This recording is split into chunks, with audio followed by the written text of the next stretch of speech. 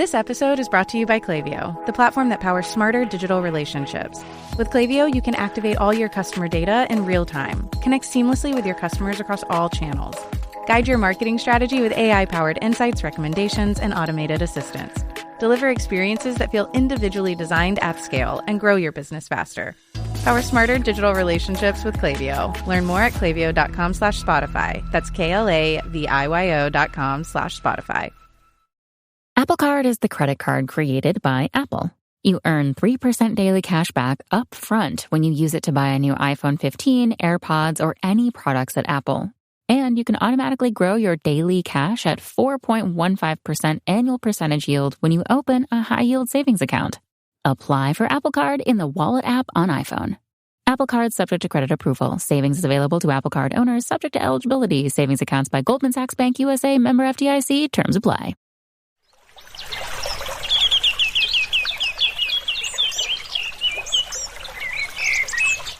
Welcome to NatureBacked, the talk show where we discuss about the green future of our planet.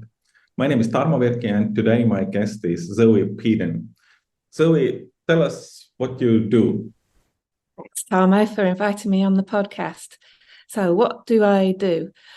So I'm a partner at Ananda Impact Ventures. We're a European VC from C to Series A impact. So the areas that we look into are climate, education, diversity and empowerment, and also healthcare. So across all those 4 different areas, we've been around for 13 years now. So one of the original impact tech investors on our 4th fund, about halfway through deployment of that now. It's 108 million euros, so 200 million euros under management.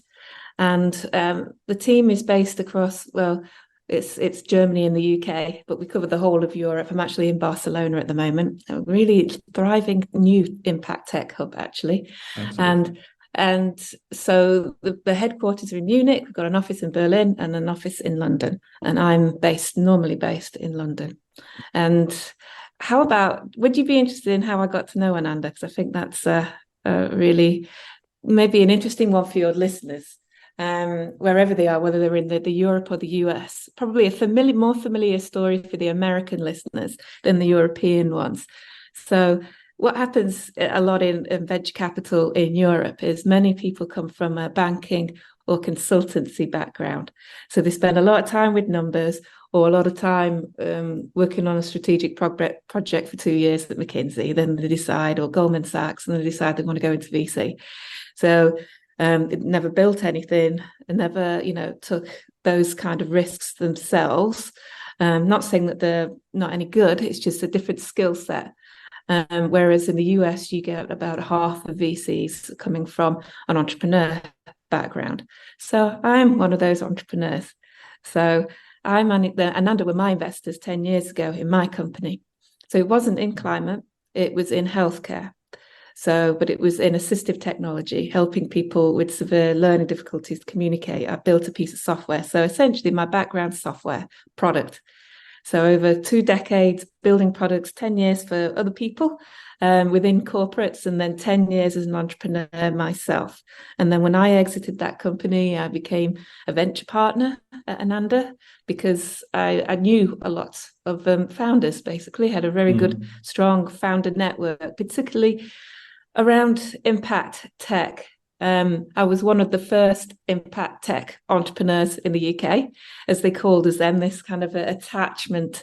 I think before we were called something like social entrepreneurs, but I didn't quite fit that mold because I came from a technology background. And I guess that this links into how impact investing has evolved and matured as an industry itself. And my journey and Ananda's journey is representative of that. So I came in wanting to build a company that had the similar heart and the driven by a mission and the outcomes of a charity that I'd worked for. That kind of feeling of being driven why you get up in the morning, being really driven and being able to measure the difference that you make with what you build. And I also do that with tech. Now, it sounds but people didn't quite know where to position those two things 15 years ago. There wasn't anything around. It wasn't spoken about. You're either one or the other. Like, oh, aren't you an angel? I used to get called because I was helping people. Well, really, not really an angel. Not at all, actually, and don't be so patronizing just because I want to do something, either, want to change the world, whether it's the environment or whether it's people's health. That's not, this just something that we want to do, and we do it seriously, and you can use technology to be able to do that. And so it was about changing this narrative that this was not charity. You don't have to have philanthropic investment into this. We can make money. And we can do this alongside doing good. And that's how Ananda started too back then. So they were kicking off their first one when I was kicking off my business with the same feelings. And when you listen to the founders, Florian and Johannes, talk about Ananda, they'd worked in VC, and they'd also worked on philanthropic things. And the World Wildlife Fund, they actually managed to fund an asset management fund for them, but you couldn't measure the impact. And they wanted to set up something where you could start to measure the change. And for the people that would put the money in the fund, you could say to them, this is the difference that you're making, and we're also making this money for you as well. And that's how Ananda started. I think in 2023, this measuring the impact is probably much more on agenda on many more investment firms than just Ananda. Oh yeah. I think if I remember correctly, 2014, we worked with the European Investment Fund, who were one of our investors, and together we set up the impact carry model.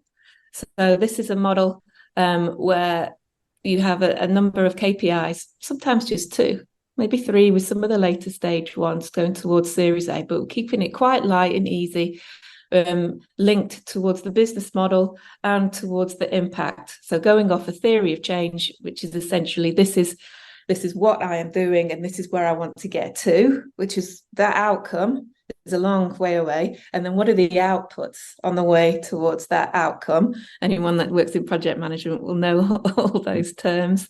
But that outcome being so far away, whether it's around, biodiversity measures and making so many, countries or companies nature positive, or whether it's about changing, 10 million people's lives, or, so they have improved healthcare. That's a long way away. And how do you measure what's there on the way to that? And those are the impact metrics that we put together, and those are tied to the carry. So if those impact metrics don't reach 60% of their targets, we don't see any carry. So therefore, we're motivated and values aligned with those founders. And the founders really love that this is there, because all the founders that we work with, they're there for a reason. They've sacrificed probably better paying jobs than the one that they're in, and it's 10 to 15 years of their lives often, sometimes even more than that. Many other things they could be doing, all with this purpose, not primarily to make money, but obviously that's a bonus from doing it, so they could do other things, but to make that change, whatever that change is, and to have investors that are financially aligned with you makes a much healthier business, because we know all these pressures that the entrepreneurs put themselves through to create this change. So at the very least, you should have investors who are aligned, for the same mission as you. Absolutely. Otherwise, it's quite an impossible task to actually build something. Well, at some point, they could go on a different angle. Like, you could see many of them. So we've got 2 investments in satellite and space tech. One of them is in Aurora Tech, which is a nano satellite for prevention and detection of wildfires. And then another one, which is looking at the detection of methane, AIRMO. And this information could be used by the defence industry to be able to do things. But as long as we're there and we work with other impact investors, we can make sure that the entrepreneurs are not tempted by the large contracts that the defence industry is currently receiving such a massive resurgence at the moment that they don't have to go that way. And the same thing applies when we look at the healthcare ones, that they're not tempted by working with opioid manufacturers or anything that could taint, the future of this startup, throwing money at them to impact wash or greenwash. The other things that they might do in their industry. I think it's really important that you have investors who are able to back you up on that one. Greenwashing is something which is a huge topic, of course, and sometimes probably raised thanks to the good PR work of the old corporations. I'm suspecting, at least as a cynical journalist here, but for me it was quite a shock to read that the carbon footprint thinking was BP's PR campaign. What the heck? Yeah, I know. Were you at the drop? Sorry? No, I was not at the drop. No. They were talking about that at the drop. There was a conference. Yeah, one of the talks was highlighting that by another journalist going, look at all these things that we're told about by the press. And this actually goes back to this. I think it's interesting if somehow we've made more of journalism and the media in terms of the historical context, like what were the origins of this? Maybe there's a book in there, Tarmo, for you to look at, Absolutely. Where do these things come from? Just like we write about science, but where does that, somebody discovered this? Well, it's not really. There's probably another 50 scientists who built everything on top of that. Where does it actually come from, all these discoveries, and where do the things that we think and the things that we talk about, where did they come from? But yeah, climate footprint, BP. Yeah. I was just yesterday reading a Berkeley report on the Verra Red Plus, the carbon credits, which was rather, let's say it wasn't shocking knowing the inside of the carbon credit industry to some extent, but at the same time, coming from the Berkeley research, it was sounded a bit more than the Guardian reports from the last year or from the earlier this year or something like that. Yeah, the carbon. We're on here because of biodiversity. Both me and you have a big passion for that subject, and I think the Biodiversity Brigade, as we could call ourselves, has probably been watching what's been happening with carbon over the last 5 years and seeing what we can learn from it to make sure this doesn't happen again. And if I may, can I talk about one of the companies that I'm invested into, just because of the relevance of this in the terms of the carbon footprint and what perhaps we can learn about nature and biodiversity. So one of the companies that Ananda are invested into is a company called NatureMetrics. They're a UK company, but they operate worldwide now. We were involved, we co-led their Series A. And what's interesting about them is they are using nature intelligence, so from the field to the boardroom, so end-to-end biodiversity reporting, ground truthed at site level. So what I mean by that is it's powered by environmental DNA. So for those of you, new to, you haven't heard of eDNA, as it's often referred to. So all living things leave a trace of their DNA in the environment. This is called eDNA. So NatureMetrics use sampling technology to capture these traces and convert them into simple biodiversity health insights. And what's really interesting about this is that today, it was either today or was it yesterday, you'll be the expert on this as a journalist, the Task Force on Nature-Related Financial Disclosures came up with their final framework. I think all the PR is going out today. So in terms of this company and others like it working in biodiversity and what's happening right now from like a policy perspective, that the two are all coming together.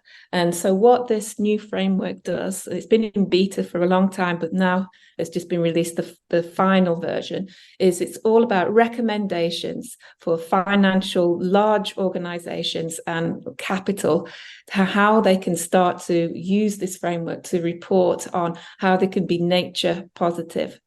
And what's really important about this is, and the work that NatureMetrics and other people who are looking at biodiversity metrics, is that carbon has one metric, and biodiversity, you've not been able to measure it until now, and there's lots of people are starting to move towards what are going to be the metrics now. So having this framework, the next piece is, what are the metrics going to be for these different industries?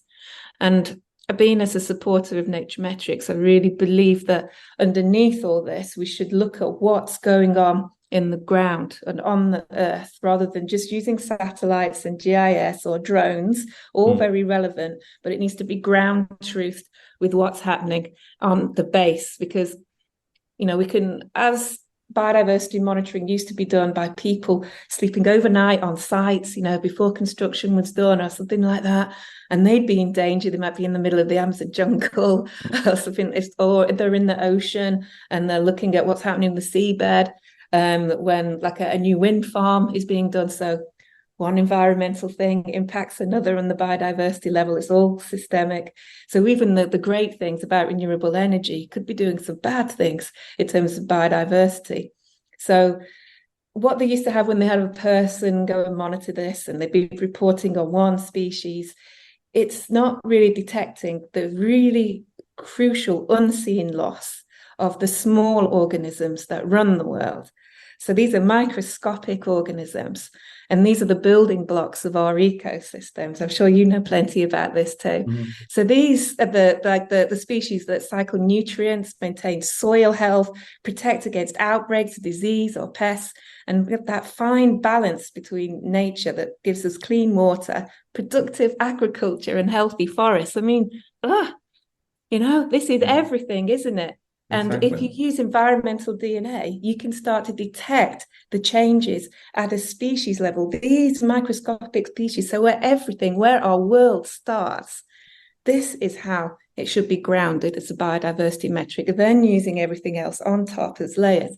So that's NatureMetrics. They're at the ground base of everything. And that's why I get so excited about this. This is what investing is about. Yeah. Really bringing things like this to life, putting money behind companies who are doing something like this. This is, what are your thoughts on this? You must speak to lots of companies. No, absolutely. This is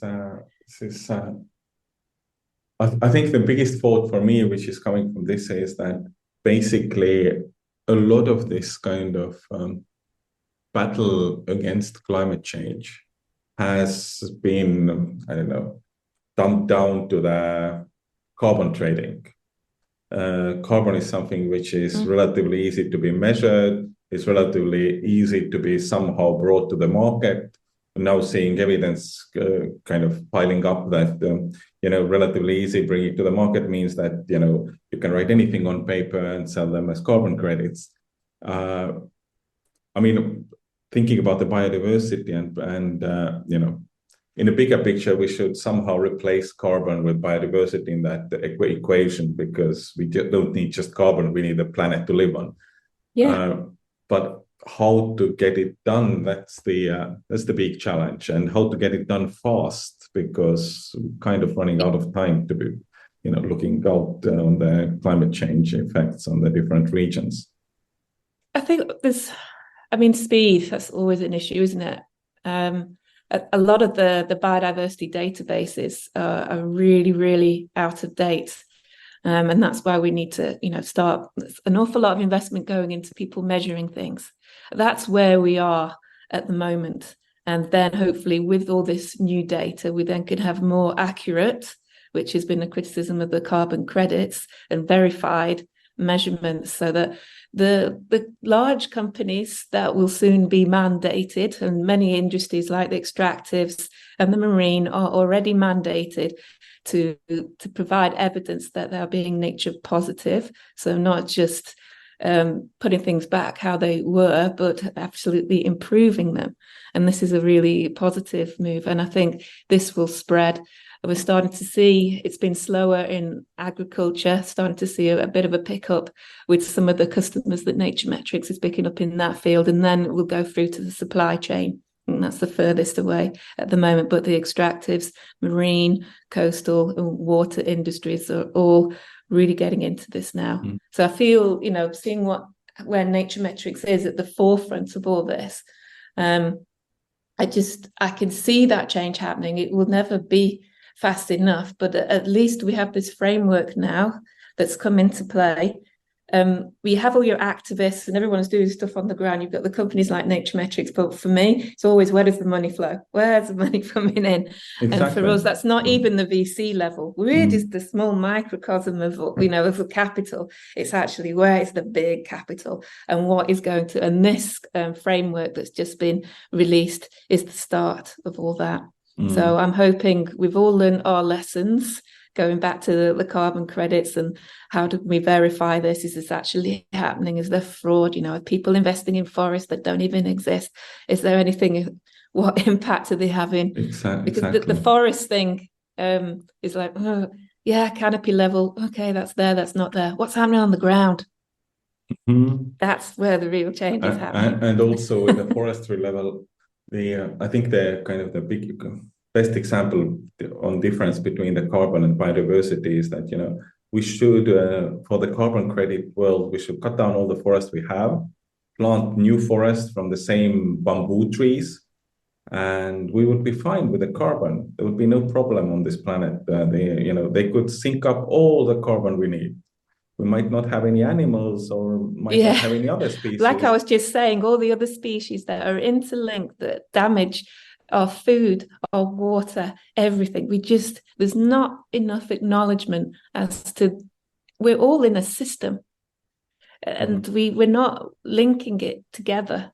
And I think more needs to be spoken about that. And I'm sure this is what you do on your podcast, getting that word out, that people need to think more systemically around the life that we can't see right in front of us.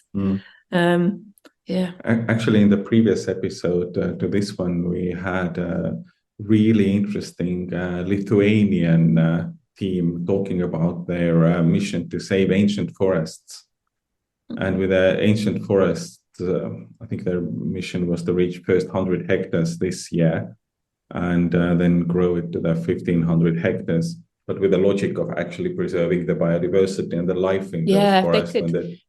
With environmental DNA, they'll be able to say exactly, they'll be able to say the thousands of species that are there and maybe some extremely rare ones too, that are on the red list. Yeah. Hold music. You want to avoid it, and so do your customers. So say goodbye to hold music and hello to faster, smarter support with Salesforce. Make service more personal and agents more productive using built-in trusted AI. Then watch costs and wait times drop and satisfaction soar. Support customers in a whole new way with Service GPT. Learn how at salesforce.com/service GPT. Rehearsals for the school play were really coming along. Bigger smile, Mr. Squirrel? Until a custodian accidentally threw away the costumes. Oh, no.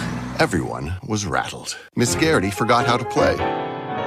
And the Queen of the Hedgehogs almost quit. Find a new queen! But replacement costumes were shipped with FedEx. And with added peace of mind from picture proof of delivery, everyone could focus on the perfect opening night. FedEx, where now meets next. For residential delivery only. But biodiversity is high on the agenda of this show on a regular basis. Yeah. It sounds like. When you earlier talked about Ananda's kind of areas you guys invest in, the diversity also was there. With the diversity, I've been pitching it in some of the episodes here, the idea that one should create diversity credits. So if, let's say, a Danish company needs to have 40% of the board members females, they could buy from this company credits, and the company would hire, 100 women in Zambia, for example, and pay for them. Wouldn't that be a good solution? Oh, gosh. I mean, it would be like carbon credits, right? Yeah. putting off what needs to be changed right in front of you. Yeah, you come on, you're giving me a lead there, Tarmo. Come on. I can't speak for the rest of the world. I work in London most of the time. The boards that I sit on are increasingly more balanced. It is getting there. It's something that we have in our term sheet. We have a diversity and inclusion clause around that the company will look at, exec hires and board level and assess this on a regular basis. The boards that I sit on, I'm always trying to encourage other forms of diversity beyond gender so that we could get to that point. But I know in different countries, and in the Europe especially, that this is still quite far behind what's happening in the UK. And the US is quite more advanced, I would say. So there's still an awful lot of work to be done. I remember when I was a founder and I had a lot of women invest in me, and it was mostly female investors actually that invested in me. And I used to get pulled onto lots of events and things to talk about diversity. And after a bit, you get very tired of it because you want to be remembered for what you did, not what your gender is. But then, after I exited my company, I took a bit of time out and I was like, Zoe, you fool. You play a part in this. And it may be really annoying that your gender is raised all the time. I mean, for some of my friends, the color of their skin, I want to be known for the change that I've made, the goods, the products that I've invented. But if this is what we need to do, we have a role at this time in our society to act as role models, to be able to stimulate and act as catalysts. I mean, I have a position now where I could speak on a podcast and you want to ask me questions like this, whereas 10 years ago, the podcast didn't really exist, but a man wouldn't ask me these questions. It was always the women. So, and you were like, the anger that we had between us, but it's really nice that as a man, you ask us this. So things are changing. You need to keep raising them as a journalist and put people under pressure. There are LPs in the UK, such as Big Society Capital, who are an impact fund of funds, who have publicly stated, so I can say this, that they will not invest in any other GP firms that do not have a woman female, GP. This is a lot in Europe. And I hope there's going to be more LPs do that again. Once again, look at where this money is coming from. That is the biggest push that we can do. The more fund of funds that have this and say and stick to it, regardless of the exciting funds they could get in with, major returns.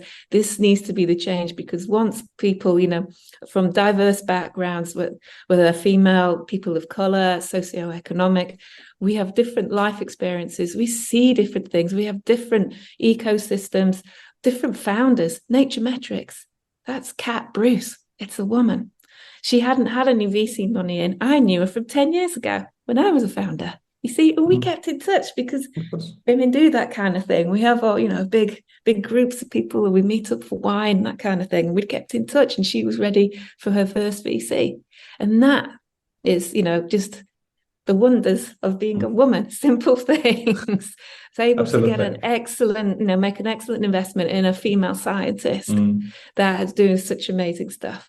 And she's now managed to gather an enormous amount of capital from men and women. So it's not just all women that backed her, for not sure. Anymore. She will tell you that. Not anymore. That's good. First, the bad news.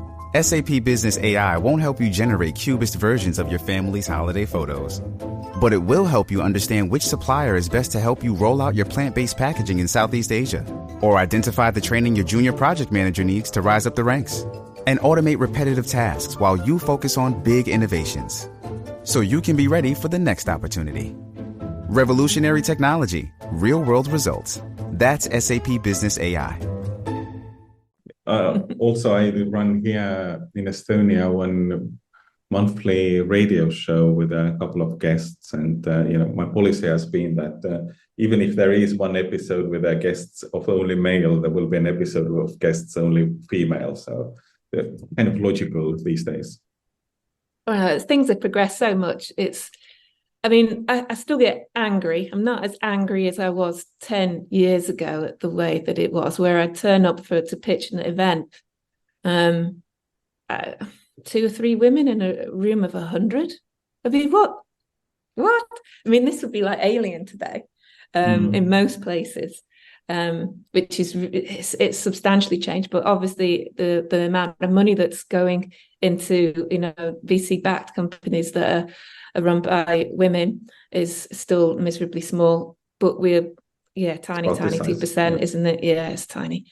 But I guess the more people like me who come through the ranks, and then we become a partner at an established firm. So not just starting our own. There are lots of women starting their own, but in the more established ones with the larger funds, then we can all together start to change that ratio. And just for the record, just naturally, I do not put any. I mean, I do talks on diverse panels and things like that, but just almost naturally, 60% of my pipeline is diverse. And the areas that I focus on are healthcare, it's nature tech, and tech bio. So most of the stuff I do is very technical. So I'm 60%, just like that. So for all those men who are investing out there who go, I don't know where the women are, and I'm like, get a woman on your team. It's a simple change. Yes, it really is. It's just naturally, it just happens like that. And these are absolutely amazing engineers and scientists that I get to speak to every day. I wish I could invest in loads more, but we're quite focused. And I only do 2 or 3 investments myself a year, so it's really hard, to pick which ones that I'm going to back. So, but yeah, get a woman on your team, partner. What are the next milestones for you personally? Within work, some of the milestones we've got. I look after all the research at Ananda, so we have a research strategy, and we've highlighted 11 areas over the next few years of this fund that we want to dive deeper into and go out. So rather than be reactive to things, we actually pinpoint areas that we want to go into that we find are underfunded or just emerging, and that our impact money could act as a catalyst. So I want to see out that thesis. It is I'm in one at the moment where I'm in deep due diligence on the back of one of those 11 areas. So let's see where I can prove this out, rather than that market momentum that much of VC is goes around, because I think that also does not help in the diversity either, because you're just ganging up on the people who are already connected to a deal and you want to get in because it's competitive. Go out and find them. It takes longer, it's harder work, but I think then it's either your bias goes out the window because you're just finding the best team in Europe. So proving out that, I'm looking at ocean tech as another area of biodiversity, still finding my way, learning a lot about that. So any pointers on that, Tarmo, as to where I can look and learn more? I think that's going to take quite a few months for me to get my head around where and what, and where to get the first investment in ocean tech when it comes to biodiversity.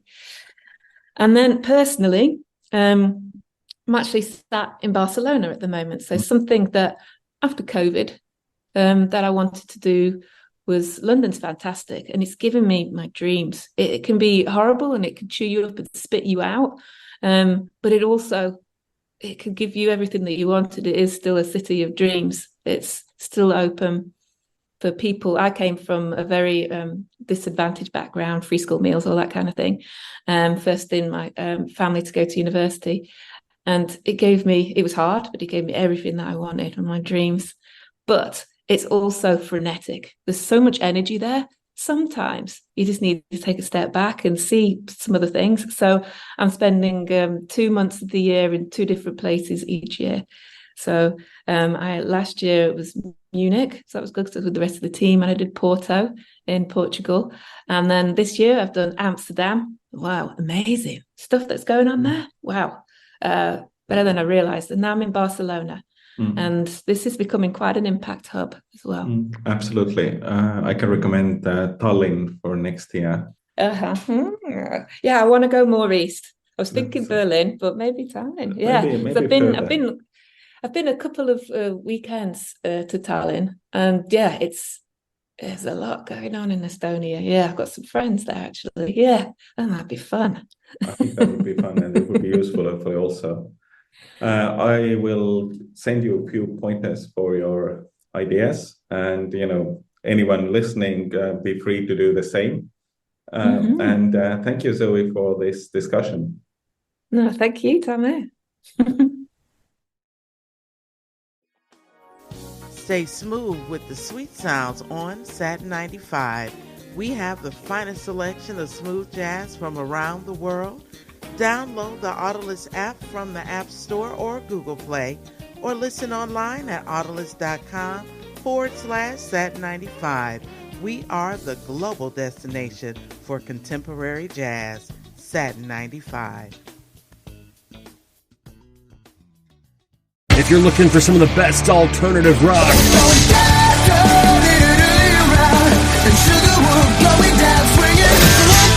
take my hand and come with me because you look so fine that I really want to make you mine.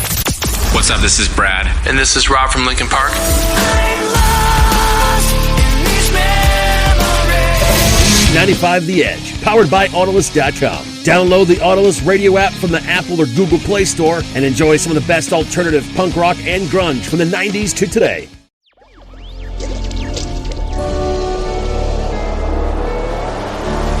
Electricast.